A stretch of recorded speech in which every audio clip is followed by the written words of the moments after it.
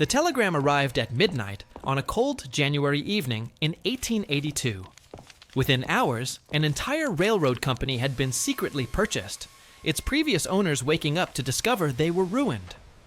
The buyer never left his mahogany desk on Wall Street. He simply moved numbers on paper and destroyed lives with the stroke of a pen. This wasn't robbery with guns and masks. This was robbery with contracts and lawyers. Legal, unstoppable, and far more profitable than any bank heist in history. Welcome to the age of the robber barons, when a handful of men built fortunes so massive they made kings look poor.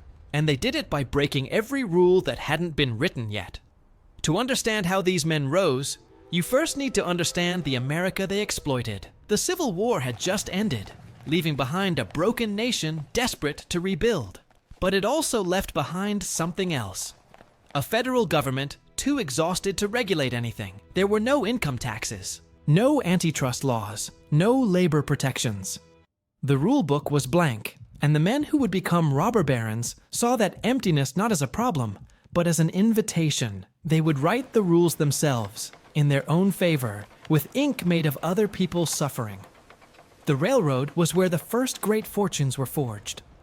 In the 1860s, the Transcontinental Railroad was the biggest infrastructure project in human history. The government offered massive land grants and loans to any company that could lay track across the wilderness. This created an irresistible opportunity for men willing to cut corners. Railroad executives discovered they could create shell construction companies, award contracts to themselves at wildly inflated prices, and pocket the difference. The actual railroad might go bankrupt, but the men who built it walked away millionaires. It was a blueprint for wealth extraction that would be copied for decades. The work itself was done by expendable labor. Chinese immigrants in the West, Irish immigrants in the East. They were paid poverty wages to do the most dangerous work in America, dynamiting through mountains, laying track in freezing winters. The death toll was staggering, perhaps 10,000 men or more, though no one bothered to keep accurate records. Their bodies were sometimes simply buried beside the tracks they died building. The railroads counted locomotives and cargo cars with precision. Workers were not worth counting.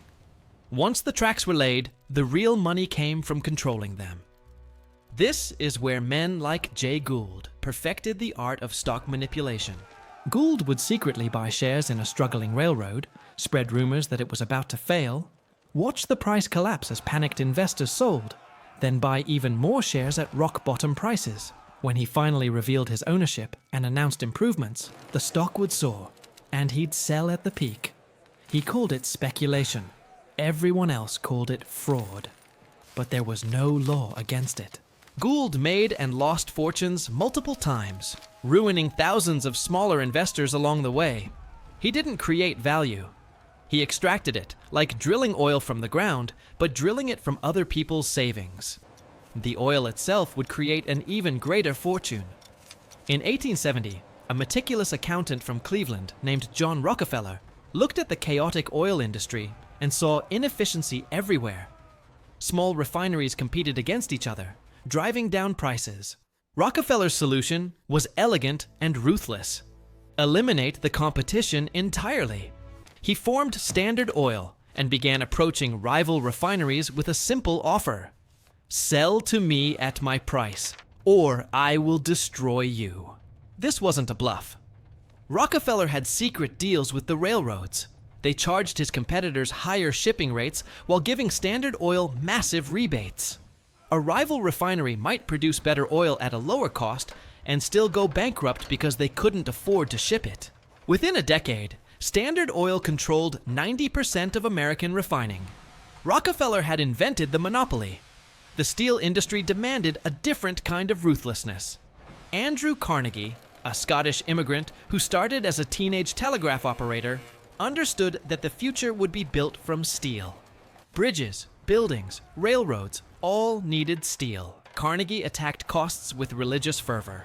He bought his own iron mines, his own coal fields, his own railroads to transport raw materials.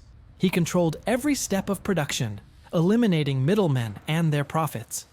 This vertical integration made his steel cheaper than anyone else's. But the real savings came from his workers. Carnegie's steel mills operated 24 hours a day, 7 days a week.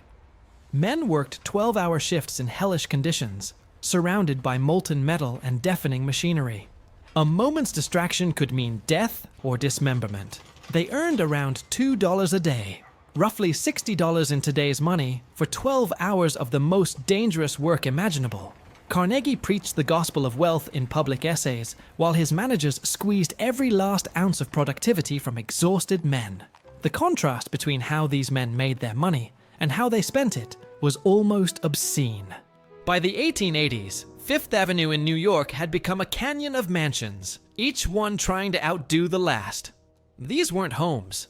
They were statements of conquest. 70 rooms. Ballrooms that could hold 500 guests. Art collections looted from European palaces. One mansion had an entire medieval dining room shipped stone by stone from France and reassembled in Manhattan's. The annual cost of maintaining such an estate, the army of servants, the heating, the entertaining, exceeded what a factory worker would earn in 500 lifetimes. They built summer cottages in Newport that were larger than European castles, then used them for only 6 weeks a year. The spending was competitive and compulsive. When one railroad baron's wife appeared at a ball wearing $250,000 in diamonds, equivalent to $7 million today, other wives demanded their husbands match it. Dinner parties became theatrical productions with orchestras, exotic flowers shipped from across the world, and menus running to 14 courses. One famous ball recreated the Palace of Versailles in a hotel ballroom, complete with period costumes and powdered wigs. The host spent more on that single evening than his workers earned in decades. This wasn't celebration. It was domination. Every champagne toast was a reminder of who held the power. While the barons danced, their workers lived in conditions that would shock a medieval peasant. The industrial cities that generated these fortunes were environmental nightmares. Pittsburgh's sky was black with coal smoke at noon. Rivers ran orange with industrial waste. Workers crowded into tenement buildings where 10 people might share a single room. Tuberculosis spread through these cramped quarters like wildfire. Children as young as 8 worked in mines and factories, their small bodies useful for crawling into tight spaces. A worker injured on the job received nothing.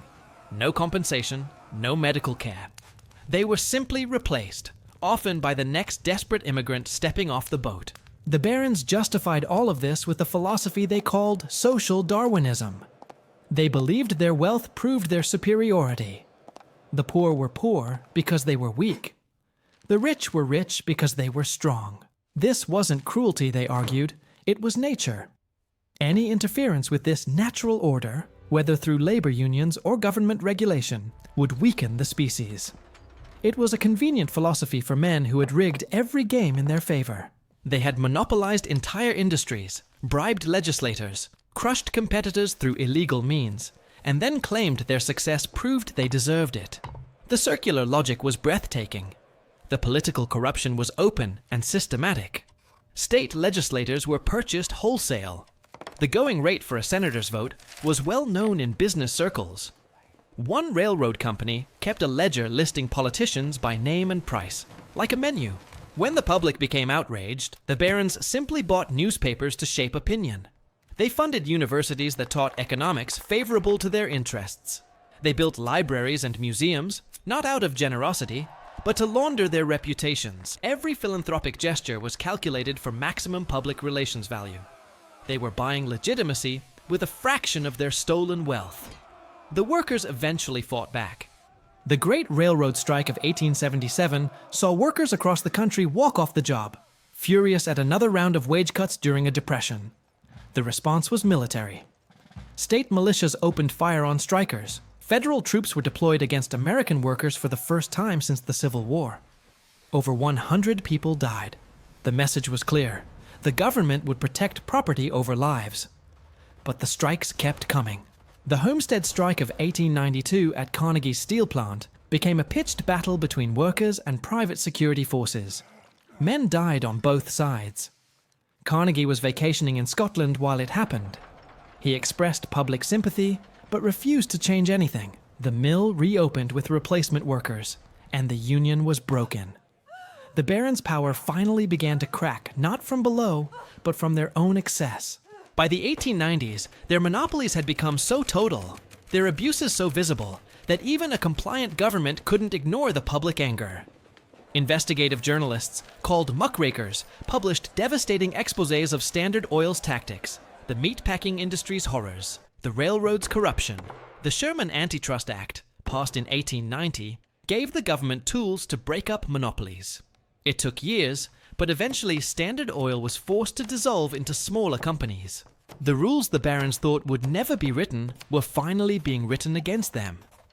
Their final years revealed the hollowness of their victories. Carnegie spent his last decades frantically giving away his fortune, haunted by the contradiction between his wealth and his supposed principles. He built thousands of libraries, but could never buy back the lives lost in his mills. Rockefeller hired public relations experts to rehabilitate his image, handing out dimes to children for photographers. Jay Gould died widely hated, his funeral attended by few. They had built an industrial nation, but they had also built a system of inequality so extreme it would take generations to unwind. The mansions on Fifth Avenue would eventually be torn down, replaced by apartment buildings and shops. The fortunes would be diluted through inheritance and philanthropy. But the template they created, using corporate power to capture government, exploiting workers while preaching meritocracy, spending lavishly while demanding austerity from others, that template proved more durable than any railroad or refinery. The telegram that ruined a railroad company in 1882 was just one move in a much larger game. The robber barons didn't just accumulate wealth, they accumulated power. The power to shape laws, crush opposition, and define what success meant for everyone who came after them. Their fortunes are gone now, dispersed into foundations and trusts. But the world they built, where a handful of men can control more than millions of workers will ever touch, that world is still here. The faces change, the industries change. The fundamental arrangement remains. They wrote the rules, and we're still playing by them. Subscribe for more untold history.